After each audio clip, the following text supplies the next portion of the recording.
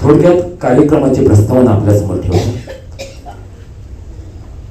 गोव्यात विविध उपक्रमाद्वारे मराठी भाषेचा व साहित्याचा प्रचार आणि विकास साधण्यासाठी गोवा सरकारने 2016 या वर्षामध्ये गोवा मराठी अकादमी ही स्वयंशासित संस्था स्थापन केली.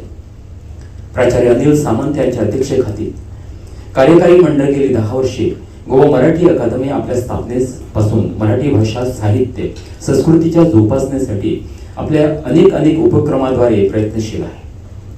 सभा संमेलनापासून पुस्तक प्रकाशनापर्यंत अनेक प्रकारे या भूमीमधील मराठीची परंपरा जागी ठेवण्यासाठी अकादमी आपल्या तालुका समिती सांस्कृतिक समितीद्वारे विविधांगी कार्य करीत आहे.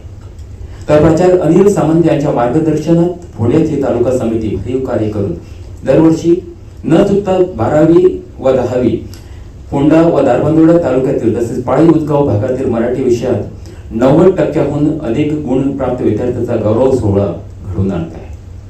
त्याचबरोबर मराठी अध्यापक व शिक्षकांनी सन्मान इथं केला जातो.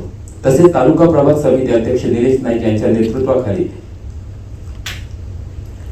सूत्रसंचालन कार्यशाळा, सांस्कृतिक सांज, साहित्य अभिवाचन, संवाद शृंखला, पुस्तक प्रकाशन, प्रसिद्ध साहित्यिकाची व्याख्यानेसारखे अनेक उपक्रम दरमहा राबवत आहे. आणि आज पुण्यात प्रथमच गोमंतकाचा मानबिंदू असलेल्या या गोवा विद्यापीठ संलग्न आज प्रसिद्ध साहित्यिक डॉक्टर सदानंद मोरे यांच्या व्याख्यानाचं व गोमंतकीय युवा लेखक आदर्श नाईक यांच्या पहिल्या पुस्तकाचे प्रकाशन असा सुंदर कार्यक्रम आज डॉक्टर विनय माडगावकर यांच्या संकल्पनेतून राजीव गांधी कला मंदिराच्या परिषद सभागृहात आयोजित केलेला आहे. तेव्हा या कार्यक्रमात समोर उपस्थित मायबाप रसिकांना मनपूर्वक प्रणाम करून कार्यक्रमाची सुरुवात करीत आहे. विशेषतः मी विनंती करतो सौ आसावरी भिडे. ओम नमो जियाद्या वेद प्रतिपाद्या जय जय संवेद्या.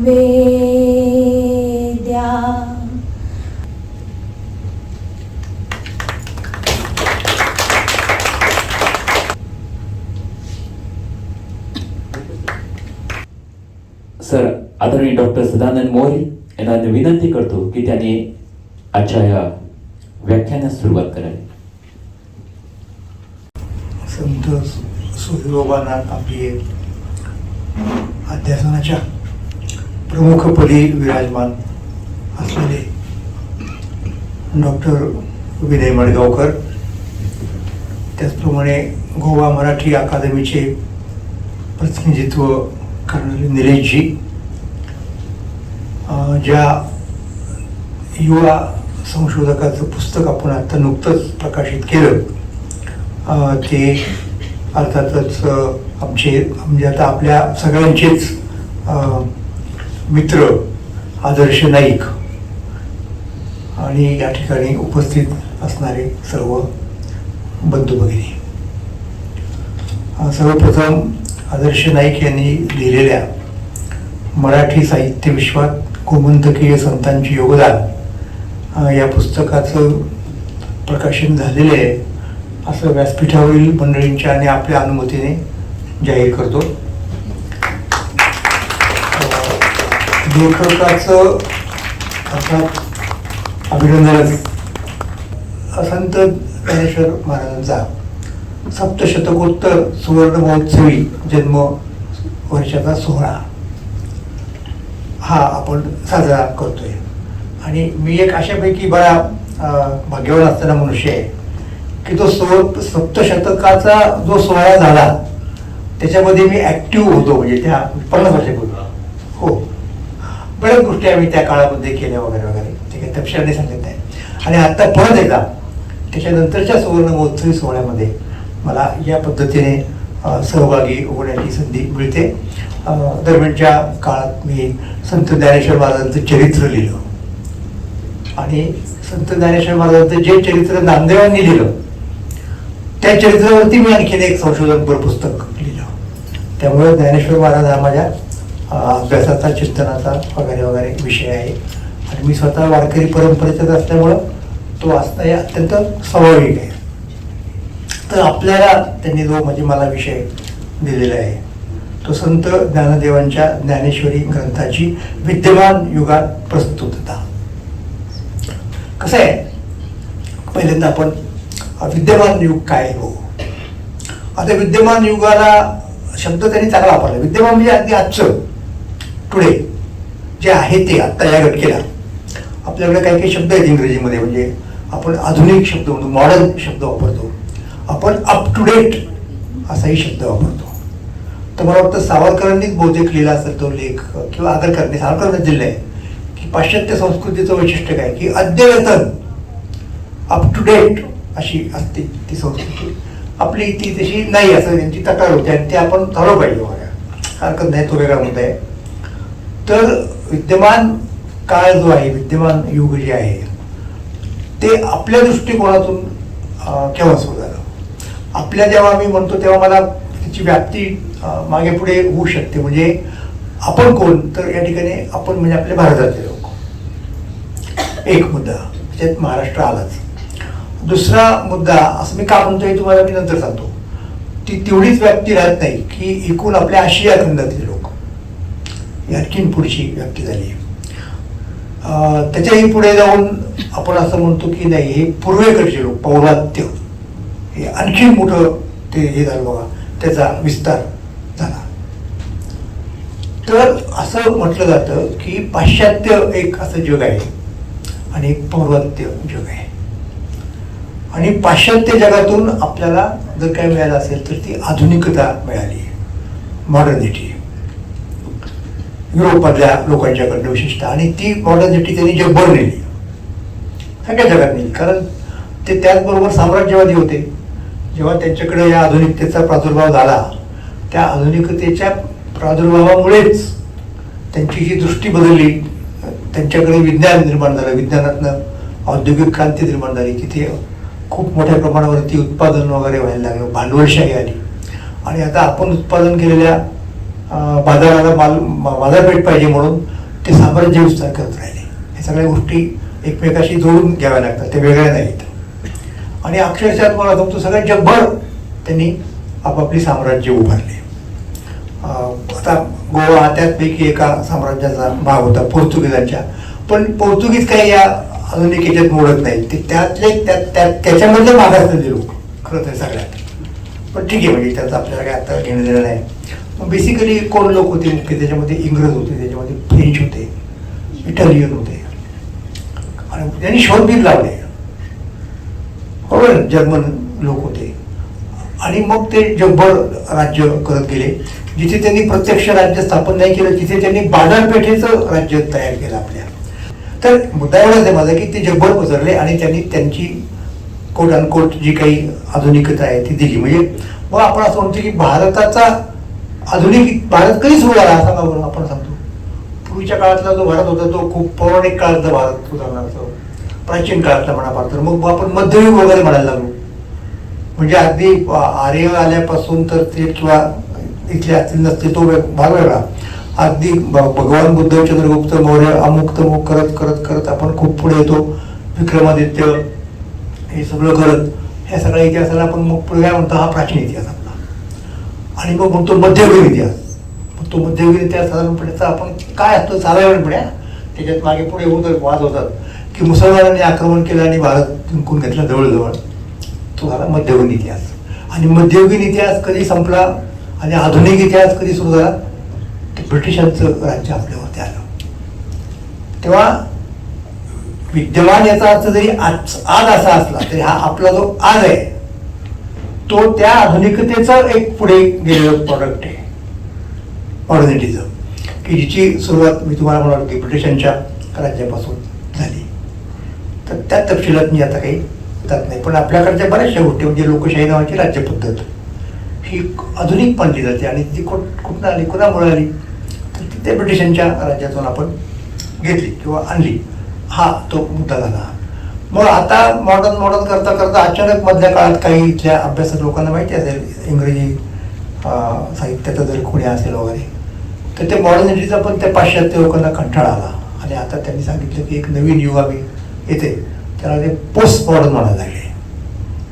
तर ते विद्यमानमध्ये आपण तसं धैर्य गृहीत, फारसे लोक त्याच्या आधी गेलेले नाहीत, पण एक हे आहे, म्हणजे एक तो ट्रेंड आहे, तो आपण बाजूला ठेवू. पण त्याच्यापेक्षा एक गंभीर गोष्ट मला तुम्हाला सांगायची आहे. आधुनिक युग जे आहे ना, ज्याची मी तुम्हाला सांगितली, तिथपासून ते आलं आपल्याकडं ब्रिटिशांच्या पासून आणि युरोपात ते त्याच्याही पूर्वीपासून. त्या आधुनिक युगाचं एक वैशिष्ट्य असं आहे की आधुनिक युगामध्ये विज्ञान आलं. विज्ञानाशिवाय तुम्हाला आधुनिकतेची कल्पना नाही करता येणार. विज्ञान हे आधुनिकतेचं प्रोडक्शन आहे सामान्यपणे. आणि त्या विज्ञानाची प्रगती झाली आणि विज्ञानातून तंत्रज्ञान निर्माण झालं. आपण ज्याला यंत्र म्हणतो की नाही, वेगवेगळ्या प्रकारची यंत्र, तर हे एक यंत्र आहे, हे तंत्रज्ञान आहे. मग फिजिक्स, सॉनिक फिजिक्स इत्यादी डिसिप्लिनचा, मग ते इलेक्ट्रिसिटी आली, आपण त्याचं एक वेगळंच शास्त्र, बरोबर आहे. त्यातनं हे यंत्र निर्माण झालं. त्या यंत्राला आपण म्हणतो ध्वनिवर्धक, लाऊडस्पीकर. मग आपण ते आवाज तुमच्यापर्यंत गेला, म्हणजे या यंत्रामुळं माणसाच्या आवाजाची रेंज वाढली. पूर्वी तसं नसायचं. पूर्वी कसं होतं की आता काय वक्त्याच्या आवाजाच्या मर्यादा, या श्रोत्यांच्या ऐकण्याच्या मर्यादा. मला एक गोष्ट वाचल्याचं आठवतं की पुण्यामधला एक फार मोठा माणूस वारला.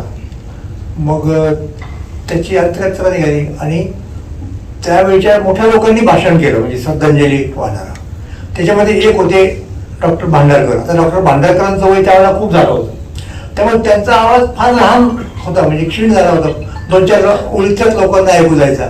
मग आता काय करायचं, तर त्याच्यातला एक माणूस बोलवला ज्याचा आवाज मोठा होता. मग भांडारकर एक वाक्य म्हणायचे आणि तेच वाक्य तो माणूस मोठ्या आवाजात म्हणून दाखवायचा. ते तिथपर्यंत जायचं लोकांच्या. तसं करायची गरज नाही ना याच्यामुळे, म्हणजे हे यंत्र आहे. मग अशी अनेक यंत्र आपण बघतो. किती सोप्या गोष्टी केल्या नाही आपण, म्हणजे आगगाडी हे एक यंत्र आहे. मग त्याच्यामुळं आपण त्याच्या आधी प्राण्यांना माणसावर, म्हणजे आपण ज्या वेगाने चालतो त्यापेक्षा जास्त वेगाने कोण चालतं, मग घोडा चालतो उदाहरणार्थ. मग घोड्यावरती आपण बसायला शिकलो. हे केलं ना आपण, म्हणजे प्राणी आपल्यासारखेच, म्हणजे सजीव, त्यांचा आपण उपयोग आपल्यासाठी करायला लागलो. नंतर हे जी यंत्र आली ना, ती यंत्र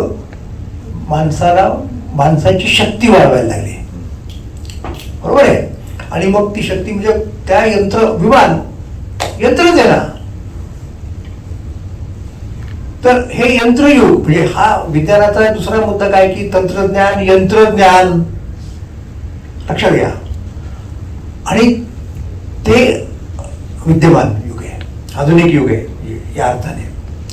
आत्ता मुद्दा कुठला आला माहिती का, आणि तो फार इंटरेस्टिंग मुद्दा आहे की आत्ता अशा प्रकारचं एक यंत्र तयार झालेलं आहे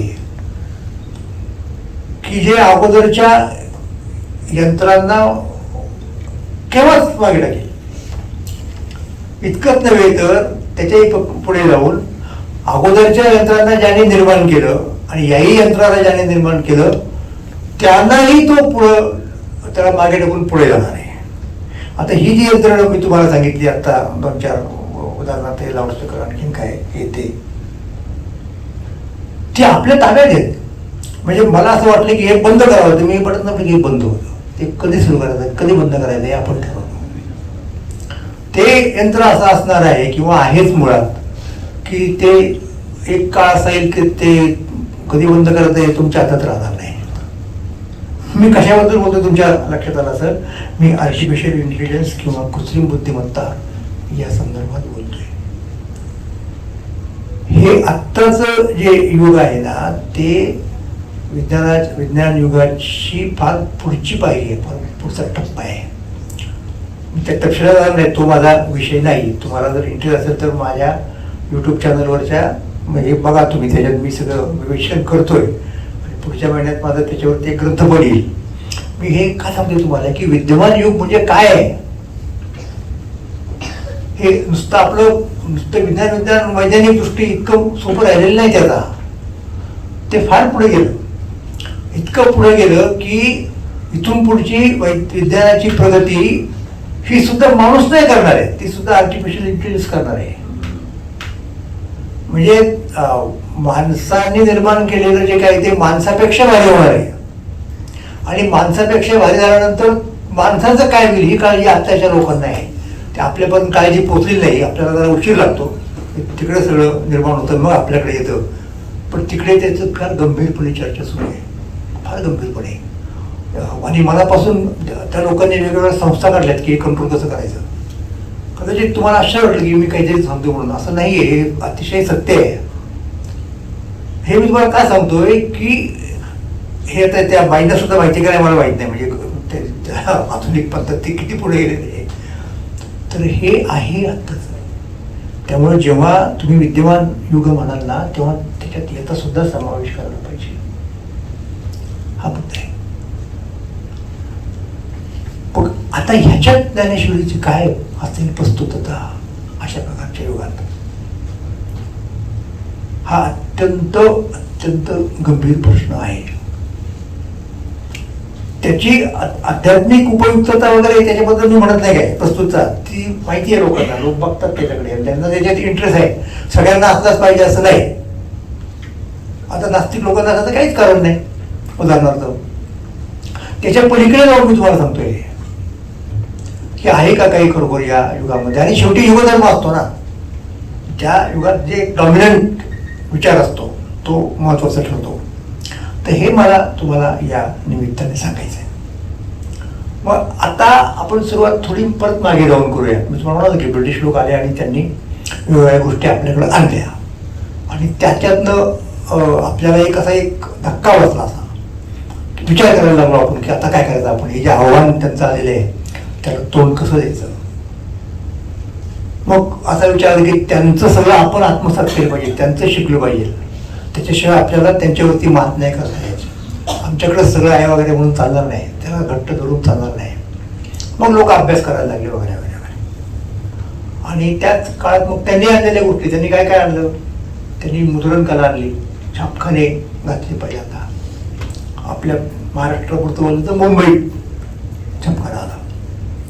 नंतर त्यांनी वर्तमानपत्र सुरू केली. आपल्याकडे कुठे वर्तमानपत्र होती, छापखान्याशिवाय वर्तमानपत्र नाही. आधी छापखाना येतो मग वर्तमानपत्र येतं ना. वर्तमानपत्र सुरू केली.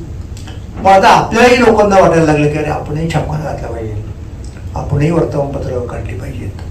साहजिक आहे ना, म्हणजे का, कारण तो विद्यमान युगाचा भाग आहे. हे मी तुम्हाला 1818 नंतर जी गोष्ट सांगतोय. पेशवाई बुडली, इंग्रजांचं राज्य महाराष्ट्रात झालं आणि इथली त्यांची राजधानी म्हणजे मुंबई कंपनी सरकारची. मग त्यांनी तिथे एल्फिन्स्टन कॉलेज सुरू केलं. मिशनरी लोक आले, सगळ्यात महत्त्वाचा मुद्दा. जसं ते विज्ञान ज्ञान घेऊन आले आधुनिक काळातलं, तसं ते त्यांचा धर्मही घेऊन आले. तो इथे आधीच आला होता गोव्यामध्ये पोर्तुगीजांच्या माध्यमातून. आणि त्याच पोर्तुगीजांचं राज्य मुंबईवरती होतं. त्याच पोर्तुगीजांचं राज्य वसई वगैरे तो सर्व मोठा साष्टी म्हणतात त्याला, 66 गावांच्या वरती होतं. फार मोठं राज्य होतं गोवा सकट. तर ते त्यातलं काय वाटलं, पोर्तुगीजाची राजकन्याला इंग्रज राजकुमाराला देऊन टाकलं, म्हणजे लग्न लावलं. तर म्हणून त्या लग्नात आंदोलन म्हणून किंवा काही म्हणून हे मुंबई भेट इंग्रजांना मिळालं. मग इंग्रजांनी म्हणजे इंग्रज राजाने ते कंपनीला भाड्याने दिलं. हे म्हणजे तुम्हाला मुंबई भेट ईस्ट इंडिया कंपनीला भाड्याने दिलं, ते ब्रिटिश राजांनी दिलं. आणि ब्रिटिश राजाकडनं कुठून आलं तर लग्न झालं त्यांच्या घरात. त्या मुंबई बघा म्हणजे कुणाशी मुंबई, कोण देतंय, कुणाला देतंय, काय करतात, असं असतं जग. असं द्या. तर मग ती राजधानी झाली आणि सगळे सुधारणा पहिल्यांदा कुठे आल्या, मग त्या मुंबईमध्ये आल्या. मुंबईत ते कॉलेज, मुंबईत छापखाना, या गोष्टी आल्या. मिशनरी आले मुंबईत आणि ते मिशनरी ख्रिस्ती धर्माचा प्रसार करायला लागले. आपल्याकडे आपल्या धर्माचा प्रसार व्हायची भांगडच नव्हती ना. हिंदू धर्मात दुसऱ्या धर्माच्या लोकांना आपल्याकडे घ्यावं ही कल्पनाच नव्हती. आणि मग तो आपल्यावरती लादावा, दुसऱ्यावर लादावा ही तर नाहीच नाही. आणि त्याच्याही पुढे जाऊन जबरदस्तीने लादावा असंही नाही, हे आपल्याकडचं अजिबात नाही, अजिबात नाही. पण त्यांच्याकडे तर होतं. मग आता ते काय करायला लागले, प्रचार करायला लागले. ते राज्यकर्ते होते, साहजिक आहे ना, म्हणजे त्याप्रमाणे लोक त्यांना बळी पडायला लागले त्यांच्या याला. मग प्रचार करण्याची पद्धत काय, तर ते जे मिशनरी होते ते बाजारात जाऊन वगैरे उपदेश करायला लागले. पुढचा टप्पा काय, त्यांनी त्यांच्या धर्माची पुस्तकं, लक्षात घ्या, बायबल वगैरे आणखी जे काय प्रार्थना स्तोत्र, ती देवनागरी लिपीत मराठी भाषेत त्याचं भाषांतर करून ती छापली आणि ती द्यायला लागले लोकांना, असं फुकट द्यायला लागले, कमी किमतीत द्यायला लागले. आपल्याकडे यंत्रणच नाही ना. मग त्यामुळं आपल्याकडे जे लोक टिपून गेले, एक तर राज्यकर्ते आहेत, आपल्यापेक्षा भारी आहेत, मग त्याचा असं काय होतं की त्यांचा धर्मही भारी असला पाहिजे, अशी एक आपोआप कल्पना येते ना. आणि मग लोकांचं प्रमाण वाढलं. ते सुद्धा पैसे, म्हणजे प्रलोभन ज्याला म्हणतो, आता आपण ते जे विधेयक बघतो का नाही आलं, त्याच्याबद्दल चर्चा सुरू आहे की धर्मांतराचं विधेयक वगैरे वगैरे. मी त्याच्या तपशिलात जात नाही, पण म्हणजे हे त्यांना शक्य आहे की ज्यांच्याकडे सत्ता असते, त्यांच्याकडे पैसा असतो. तर आपल्याकडचे लोक सगळे, आणि आपल्याकडचे लोक म्हणजे फक्त हिंदू नाही बरं का, मुसलमानांना सुद्धा ख्रिस्ती करायला लागले की त्यांच्याकडे कुठे होती मुद्रणकाला, पारशी लोकांना नाही करायला लागले. त्याच्यामुळे सगळे लोक मुंबईमधले हवालदिल झाले की यांचं काय करायचं, यांचं काय करायचं. त्याच दरम्यान आता मी मुद्द्यावरती येतोय, ज्ञानेश्वरीच्या संदर्भातला मुद्दा आहे की मुंबई विद्यापीठाच्या त्या एल्फिन्स्टन कॉलेजमध्ये, तेव्हा मुंबई विद्यापीठ स्थापन झालेलं नव्हतं, ते 1857 साली स्थापन झालं. तेव्हा होतं एल्फिन्स्टन कॉलेज. तिथे एक पहिला भारतीय असिस्टंट प्रोफेसर नियुक्त झाला, त्याचं नाव बाळशास्त्री जांभेकर, माहिती असेल आपल्याला, की ज्यांनी दर्पण नावाचं मराठी वर्तमानपत्र सुरू केलं. त्याच्यामुळे ते मराठी पत्रसृष्टीचे जनक मानले जातात, हेही माहिती असतं आपल्याला. त्यांच्या वर्तमानपत्राची एक बातमी छापून आली. काय बातमी छापून आली? बातमी छापून आली की नुकतंच एक जहाज मुंबई बंदरावर लागलेलं आहे. तर मुंबई मोठं बंदर होतं, सगळीकडची जहाजाची यायची लागायची, त्याच्यात नवीन काय, असं काय माल आला त्याच्यात. त्या जहाजामध्ये ख्रिस्ती धर्माची पुस्तकं आहेत, की जी पुस्तकं आता इथले मिशनरी इथल्या हिंदूंना वगैरे देतील आणि त्याच्यामुळं आपोआपच इथले काही लोक वाटतील, अशी बातमी छापून आली. आता बातमी छापून आल्यानंतर आता माहिती की आपण आज सुद्धा, म्हणजे तेव्हापासूनची प्रथा आहे, जे लोक बातमी वाचतात, वाचक त्याच्यात सजग असतात, जागरूक असतात, ते काय करतात माहिती का, ते आता आता आपण सोबत झालो, आपण बसल्या बसल्या ट्रोल करत असतो सगळ्या जगाला, ट्रम्प पासून सगळ्या लोकांना आपण करू शकतो, सोपा मार्ग आहे. तर त्यातले सगळे वाचक काय असे नव्हते, पण काही असे जागरूक होते वाचकांचा पत्रव्यवहार. तर त्यांनी दर्पणला रिॲक्शन्स नोंदवल्या आणि दर्पणी छापल्या. काय करायचं याचं, तर एका वाचकाने असं लिहिलं, सोपे म्हणले, आपल्याकडचे तरुण 10 लोक असतील, त्यांनी जावं तिथपर्यंत, ते पेटून द्यावं म्हणले जहाज. एका याच्यात प्रश्न भेटला, सगळे पुस्तकं जाऊन टाकायची, म्हणजे पुढचा मुद्दाच नाही उद्भवणार. तर दुसरा वाचक जरा तो म्हणजे शहाणा होता, तो म्हणला अशी किती जहाजं जाणार तुम्ही, त्याने काय होणार आहे. त्याच्यापेक्षा चांगला उपाय असा आहे की आपणच आपल्या धर्माची पुस्तकं छापावी. बरोबर ना मुद्दा. मग ठीक आहे, म्हणजे पुस्तक युद्ध होऊयात, ग्रंथ युद्ध होऊयात. आता प्रश्न असा आला, महाराष्ट्राचा बोलतोय मी, महाराष्ट्रातली गोष्ट आहे मुंबईची. समजा एखाद्याला वाटलं की छापावं, खरंच कोणतं पुस्तक छापायचं,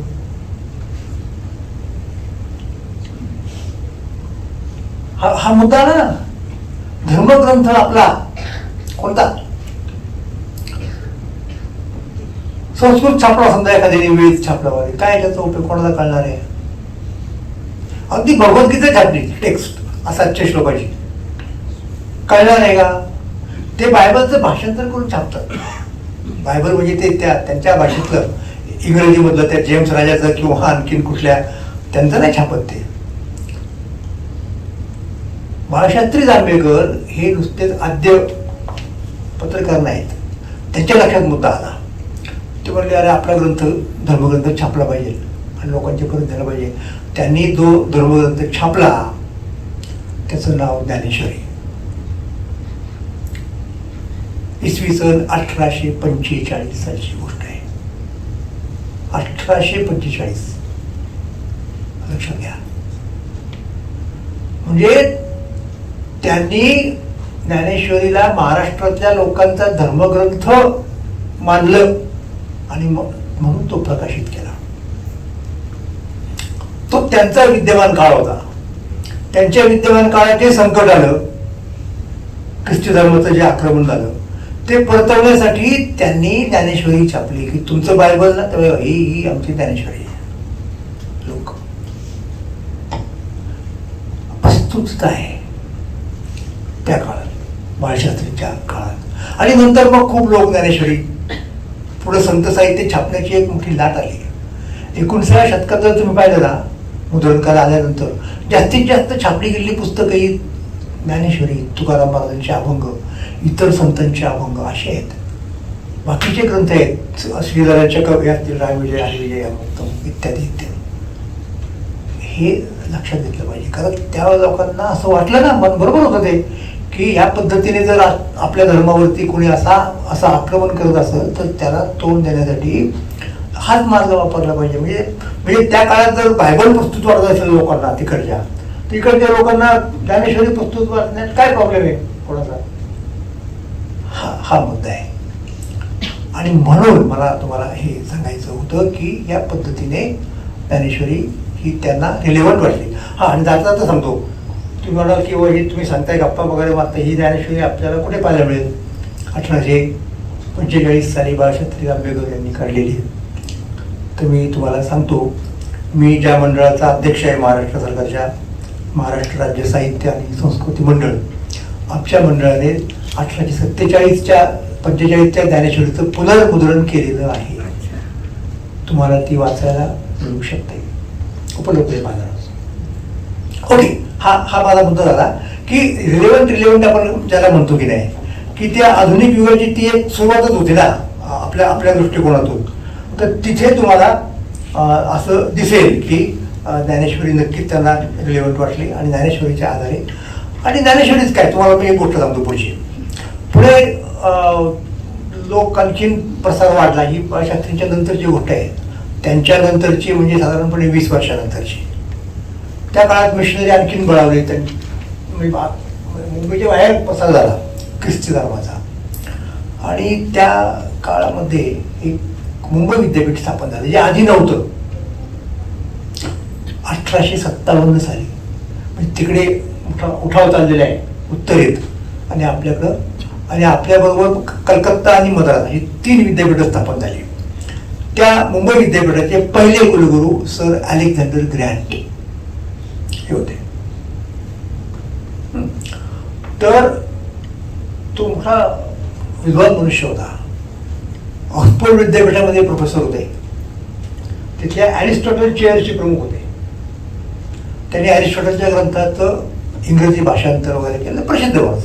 आणि कुलगुरू बरोबर ते त्यावेळेच्या शिक्षण खात्याचे सचिव होते. म्हणजे आजच्या भाषेत म्हणजे शिक्षण मंत्री होते म्हटलं तरी चालेल. तर ते मराठी शिकले. त्यावेळेचे इंग्रज लोक मराठी वगैरे शिकायचे, लक्षात घ्या. आणि त्यांनी तुकाराम महाराजांचे अभंग वाचले आणि त्यांच्या लक्षात महत्वाचा मुद्दा आला की ते किती उच्च कोटीचे आहेत. त्याच दरम्यान त्यांचे जे शिष्य होते, न्यायमूर्ती रानडे, डॉक्टर भांडारकर, असे अनेक की ज्यांनी पुढे प्रार्थना समाज काढला. ग्रँड साहेबांचे शिकवले, ते ग्रँड साहेब त्यांना शिकवायला होते विद्यापीठात. शिवाय त्यावेळेचे कुलगुरू शिकवायचे. बघा, असा एक मुद्दा आहे. वेळात वेळ काढून म्हणजे त्यांची बाकीची कामं करून धरून शिकवायचे. आता तुम्हाला सांगतो, तर ते अलेक्झांडर ग्रँट ज्या तुकोबंध ज्या अर्थी सांगतायत, एवढा मोठा माणूस अलेक्झांडर ग्रँट, त्या अर्थी तुकाराम महाराज काहीतरी नक्कीच असले पाहिजेत असं त्यांच्या शिष्यांना पटलं. आणि ते सगळे शिष्य तुकोबांचे अभ्यासक झाले. आणि प्रार्थना समाजात त्यांनी तुकाराम महाराजांना मध्यवर्ती ठेवलं, फ्रेंड, फिलॉसॉफर आणि गाईड. आणि मग त्यांना वाटायला लागलं की आपण तुकाराम महाराजांची गाथा अशीच लोकांना उपलब्ध करून दिली पाहिजे, कमीत कमी किमतीत, जास्तीत जास्त लोकांच्या पर्यंत जाईल. आणि त्यांनी ठरवलं. आणि ठरवल्यानंतर त्यांना असं वाटलं की जर या प्रकल्पाला सरकारचं सहाय्य मिळालं, अनुदान आजच्या भाषेत सांगायचं, मदत मिळाली तर चांगलं होईल. म्हणजे क्वालिटीने चांगलं पुस्तक निघेल आणि स्वस्त मिळेल, लोकांच्याकडे जाईल म्हणून त्यांनी यांना भेटले, कोणाला, ग्रँड साहेबाला, म्हणजे आणि विनंती केली की तुम्ही आता एवढे वरच्या पदावरती आहात, सरकारकडे शिफारस करा आमच्या याची. तर ग्रँड साहेबांनी सरकारला शिफारस केली. काय सांगितलं त्यांनी सांगितलं की हे तुकाराम महाराज म्हणजे महाराष्ट्राचे राष्ट्रकवी आहेत, नॅशनल पोएट ऑफ महाराष्ट्र.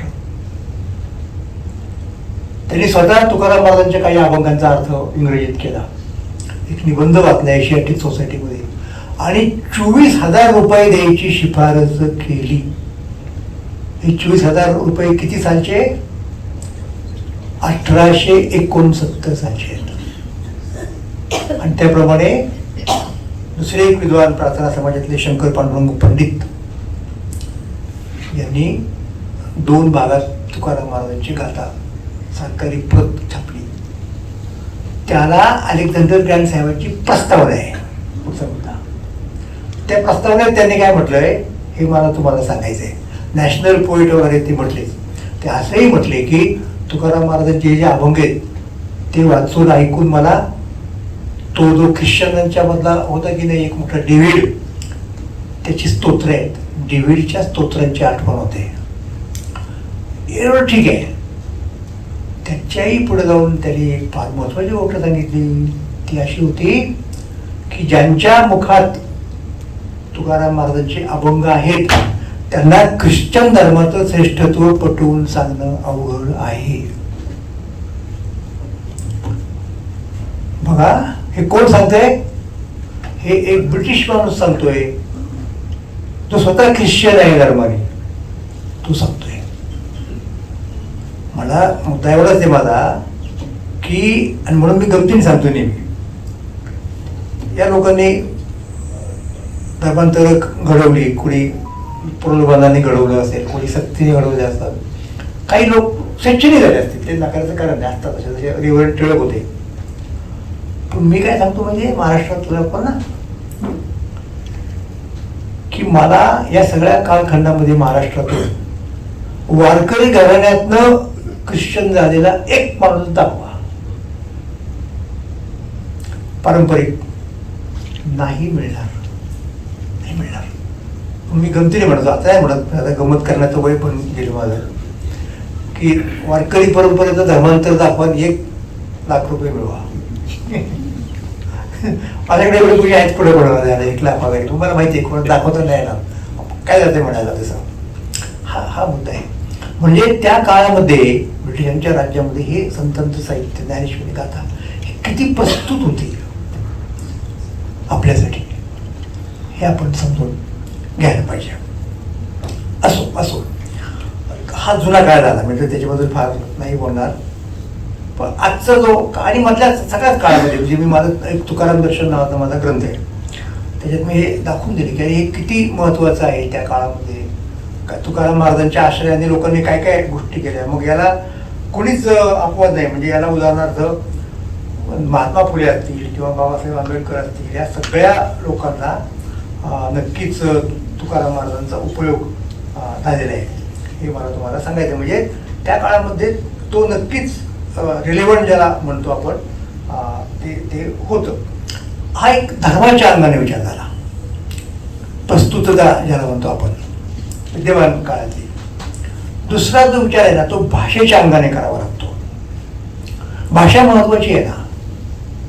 म्हणजे तुमची जर भाषा मराठी असेल तर मराठीतले हे जे मुख्य ग्रंथ आहेत, बीज ग्रंथ म्हणतो आपण त्यांना, ज्यांनी मराठी भाषा घडवली खऱ्या अर्थाने, ते तुमच्यासाठी कायम रिलेव्हंट राहणार आहेत, कायम प्रस्तुत राहणार आहेत. म्हणजे तुम्हाला मराठी म्हणून करायची इच्छा असेल, मराठी असणं ही जर तुमची ओळख असेल,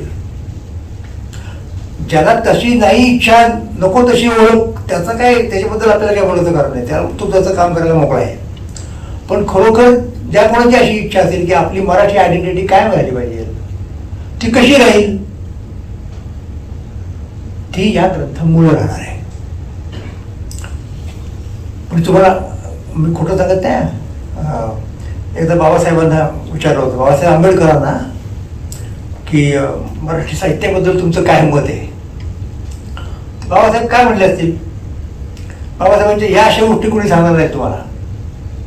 बाबासाहेब म्हणाले की गाथा आणि ज्ञानेश्वरी हे दोन ग्रंथ सोडून बाकीचे सगळे ग्रंथ बुडवले समुद्रात तर काही फारसं नुकसान नाही होणार. हे मी बाकीच्या ग्रंथांची निंदा करण्यासाठी म्हणत नाहीये. गाथा आणि ज्ञानेश्वरी इतके महत्वाचे आहेत की केवळ त्यांच्या आधारे तुम्हाला अख्खी मराठी भाषा रिकन्स्ट्रक्ट करता येईल. बाकीचे ग्रंथ नसले तरी हा त्याचा अर्थ घेतला मी आता. म्हणजे भाषिक दृष्टिकोनातून जर आपण पाहिलं, आपल्याला आपली एक भाषिक आयडेंटिटी, भाषिक अस्मिता म्हणजे आपली मराठी म्हणून अस्मिता, काय पाया आहे आपल्या अस्मितेचा? आपल्या अस्मितेचा पाया ज्ञानेश्वरी म्हणजे संतांचं जे साहित्य आहे ना तेच आहे. दुसरा पाया आपल्याकडं नाही हे आपल्याला लक्षात ठेवलं पाहिजे. आणि हे लोक ह्या गोष्टी आपल्या पूर्वीच्या लोकांना माहिती होत्या. म्हणजे आता उदाहरण तुम्हाला सांगतो मी. तुम्हाला बाळशास्त्री जांभेकरांचं सांगितलं. आता उदाहरणार्थ सांगतो तुम्हाला. विष्णूशास्त्री चिपळूणकरांचं नाव तुम्हाला माहिती आहे. तर त्यांनी काय केलं की त्या वेळाचे एक रघुनाथ भास्कर गोडबोले नावाचे गृहस्थ होते. त्यांनी ज्ञानेश्वरीचा शब्दकोश तयार केला. त्याचं परीक्षण केलं त्यांनी ज्ञानेश्वरी परिभाषेचं. त्यात ते म्हणतायत ज्ञानेश्वरी हा आजकालचा ग्रंथ नाही.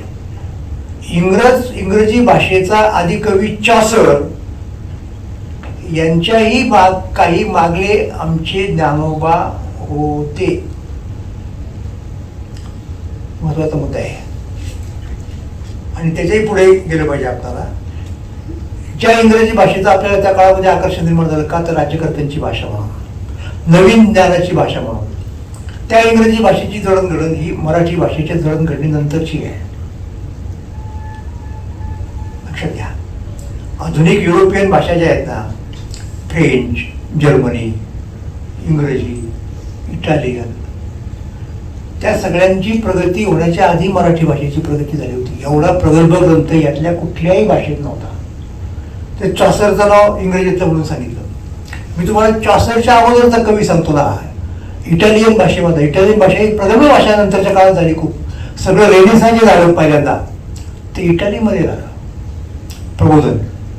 तर त्यांचा जो कवी दांते, त्याचं ते डिवाईन कॉमेडी हा अद्यव ग्रंथ मानला जातो युरोपमधला काव्य, त्याच्याही आधी 25-30 वर्ष ज्ञानेश्वर महाराजांची ज्ञानेश्वरी आहे. हे भाषिक दृष्टिकोनातून. आणि म्हणून ती गोष्ट मला अत्यंत महत्त्वाची वाटते.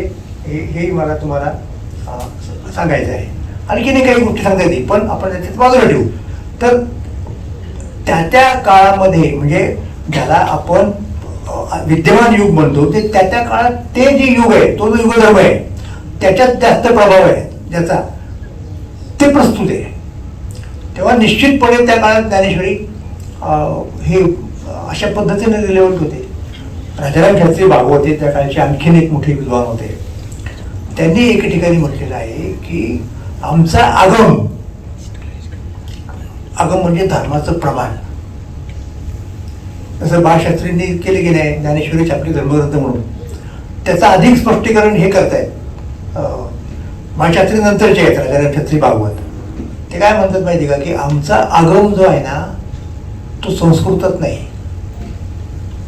तो वेदात नाही, तो पुराणात नाही, तो मराठीत आहे. आणि तो कोण? ते 2 ग्रंथ. आम्हाला एक तुकोबांची गाथा आणि ज्ञानेश्वरी असली की दुसऱ्या कुठल्याही ग्रंथाची गरज नाही, उपनिषदांची नाही, पुराणांची नाही. हे का सांगतायत लोक? त्यांना या काळात सुद्धा ते रिलेव्हंट वाटत आहे. हा तो मुद्दा आला.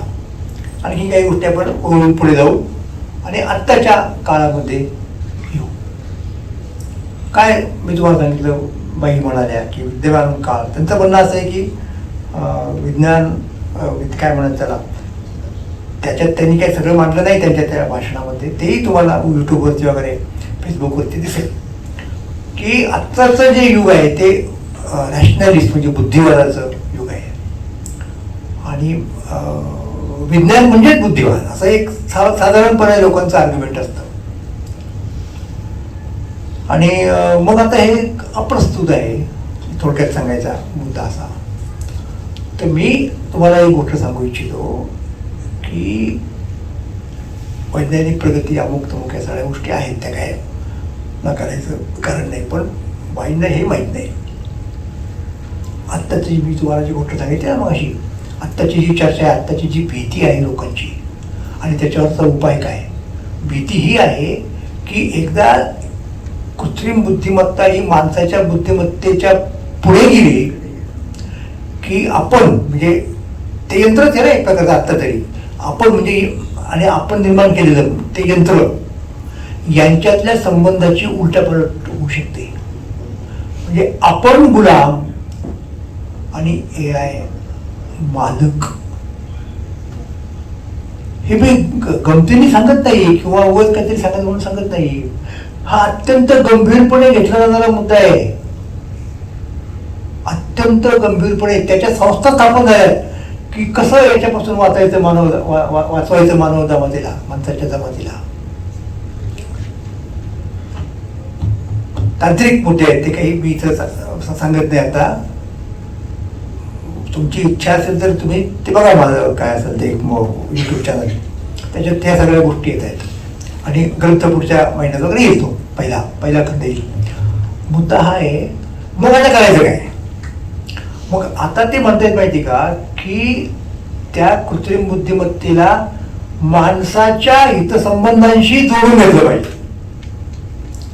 तुम्हाला उदाहरण देऊ का पुराण काळातलं, हे बघा सगळ्यांना माहिती आहे, मी फक्त वेगळ्या कॉन्टेक्स्टमध्ये देतो. तुम्हाला माहिती आहे, एक तो भस्मासूर नावाचा एक होता राक्षस, त्याने केली शंकराची आराधना आणि शंकराला वर मागितला. काय वर मागितला की मी ज्याच्या डोक्यावरती हात ठेवील तो भस्म, असं माझं वर दे. शंकर भोळा असतो ना, तो देतो असे वर लोकांना. त्याने दिला आणि मग त्याने कार्यक्रम सुरू केला ना. त्याचा कोण जो शत्रू असेल त्याला त्या डोक्यावर हात ठेवायचा, तो खलास. एक दिवशी त्याला असं वाटलं की अरे आपल्यापेक्षा मोठमोठे लोक कोण आहे तिथे, एक शंकर आहे. जोपर्यंत शंकर आहे तोपर्यंत आपण मोठं नाही होऊ शकत. तो गेला शंकराकडं, शंकराच्या डोक्यावरती हात ठेवायला. हा तसं हे AIच्या बाबतीत होऊ शकतं, असा तो मुद्दा होता. माणसाच्या डोक्यावरती हात ठेवू शकतो. मग काय करायचं तर त्याला एक शब्द त्यांनी टेक्निकल अलाइनमेंट, माणसाच्या हितसंबंधाशी त्याला जुळवून घ्यायचं, जेणेकरून त्यांनी माणसाच्या विरुद्ध जाऊ नये, जरी माणसापेक्षा भारी झाला. असं होतं ना, आता उदाहरणार्थ तुम्हाला सांगतो, वाघ सिंह हे प्राणी आहेत, ते माणसापेक्षा भारी आहेत का नाही, पण माणूस त्यांना माणसाळा होतो वेगळ्या पद्धतीने. मग संकचित बघतो ना आपण, संकचित काय होतं, एवढा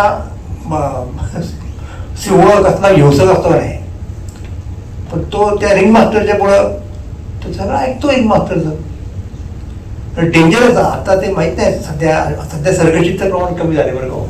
ते प्राण्यांना काय त्रास द्यायचा नाही वगैरे असे कायदे झाले जिकडं तिकडं, त्याच्यावर कमी झाल्या सर्कशी. पण सर्कशी आता आपल्या पिढी नाही का तरी, म्हणजे आमच्या लहानपणी सर्कशी वगैरे असायचे, आम्ही पाहिल्या बऱ्याच काळामध्ये.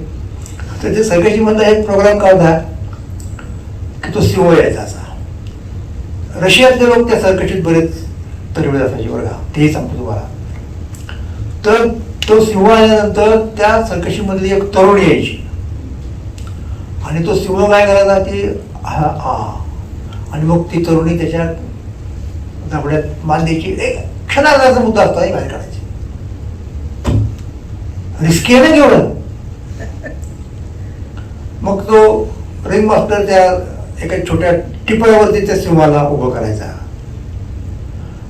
हे शक्य झालं म्हणजे आपल्यापेक्षा तो शक्तीने श्रेष्ठ आहे. त्याच्याकडे असे डेंजरस इंद्रिय आहेत, मग ते दात ते सगळे काय म्हणूयात त्याला, नख्या बिख्या. हत्तीला वाटलं एखाद्या वेळेला त्याच्या त्या याचं ऐकायचं नाही, एक ठरवलं तर एका फटक्यात तो त्या याला खाली पाडू शकतो. तिथल्या रिंग मास्टरला त्याच्या एक पाय जरी दिला तरी संपला होता. तो नाही ना देत, तो पाय ठेवायचा प्रयोग करतात, पण हत्ती तो पाय खरं ठेवत नाही, तो नाटकच करतो, असं नुसता वरच्यावर हे करतो. हे का शक्य आहे त्याला. हत्ती किंवा सिंह हे शक्तीने भारी आहेत माणसापेक्षा, हे बुद्धीने भारी नाहीत. आता तुम्ही बुद्धीने भारी असणारा कोणीतरी तयार केलाय, त्याच्या पुढे तुमचं काही चालणार नाही. म्हणजे टेक्निकली सांगतो, आत्ता चालू आपल्याकडं आर्टिफिशियल इंटेलिजन्स आहेत, म्हणजे ती उपकरणं, ते रोबोट्स वगैरे सगळे, ते अजून माणसाच्या लेवलला नाही आलेले. आपण त्यांना प्रोग्राम करतो आणि मग ते त्याप्रमाणे वागतात. थोड्याच दिवसांमध्ये, आता ते दिवस म्हणजे किती, याच्याबद्दल परत गंभीरपणे चर्चा सुरू आहे. लोक म्हणतील अहो थोड्या म्हणजे काय 1927 साली 27 साली सुद्धा होऊ शकतं. कुणी 25 म्हणतं, कुणी 10 म्हणतं. त्याला ते नाव देतात आर्टिफिशियल जनरल इंटेलिजन्स, म्हणजे माणसाच्या लेवलचं. मग त्याला कसं काउंटर करायचं, आता कसं सांभाळायचं, हा मुद्दा आहे. आणि त्याच्यानंतर तर काही वर्षांनी आर्टिफिशियल सुपर इंटेलिजन्स, म्हणजे माणसाच्या बुद्धिमत्तेपेक्षा भारी. म्हणजे एक एआयचं यंत्र, तुमचं यंत्रच म्हणतो त्याला, हे 10 नोबेल पुरस्कार वाल्या माणसांच्या शास्त्रज्ञांपेक्षा भारी. मग आता ह्याला तुम्ही कसं कंट्रोल करणार, हा तो मुद्दा आहे. आणि मग त्याचं उत्तर काय की अलाइनमेंट. अलाइनमेंट म्हणजे काय की त्याला माणसावायचं, म्हणजे कोणत्या प्राण्यांच्या पद्धतीने नाही, शक्तीच्या पद्धतीने नाही. मग काय की त्याला माणसांची मूल्य त्याला द्यायची, माणसांचे हितसंबंध, म्हणजे आपल्याला जे हवं आहे तेच, त्याच्यापेक्षा तो बाहेर नाही जाणार, असं काहीतरी करायचं. म्हणजे ते कसं करायचं हा पुढचा मुद्दा आहे. तर माणसाची जी नीतिमूल्य आहे ती त्याच्यामध्ये त्याची रचना करतानाच त्याच्यात ती काय करायची, काय म्हणतात त्याला, इम्बाईब करायची, इन्सर्ट करायची. ती कशी करायची हा वैज्ञानिकांचा मुद्दा आहे, पण ती करायची. तर हा अलाइनमेंट, अमेरिकेमध्ये साहेब अलाइनमेंट इन्स्टिट्यूट आहे, रिसर्च फॉर अलाइनमेंट सेंटर. त्याला अब्जावधी रुपयाचे लोक डोनेट करतात की बघा हे उद्याच्या पिढीत काहीही होऊ शकतं. आता मुद्दा असा आला की त्याला जर अशा प्रकारची मूल्य द्यायची असतील, ती कोणती द्यायची? एखाद्या धर्माची मूल्य देऊन चालेल का? आणि मग तो जर त्या धर्माचा प्रसार केला तर जास्त डेंजरस होईल. वैश्विक मूल्य दिली पाहिजेत.